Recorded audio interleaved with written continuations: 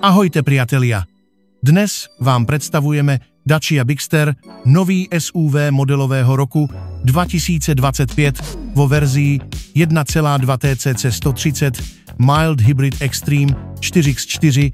Pod kapotou sa nachádza benzínový motor s mild hybridnou technológiou s výkonom 96 kW, čo zodpovedá 131 koňom, spojený s manuálnou prevodovkou. Toto vozidlo je určené pre tých, ktorí oceňujú kombináciu modernej technológie, úspornosti a istoty na každej ceste.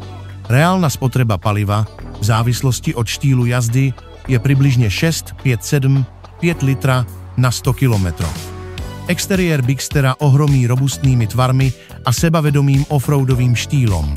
Masívna maska chladiča s novým logom Dacia, úzke LED svetlomety a reliéfne línie kapoty dodávajú autu moderný a rozhodný vzhľad. Karoséria má vysokú svetlú výšku a plastové ochranné prvky, ktoré zdôrazňujú jeho pripravenosť na terén. Zliatinové disky a premyslená aerodynamika robia dizajn ešte dynamickejším.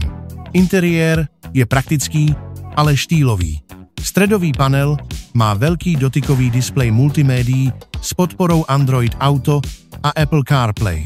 Zatiaľ čo digitálny prístrojový panel poskytuje jasné informácie o všetkých parametroch vozidla.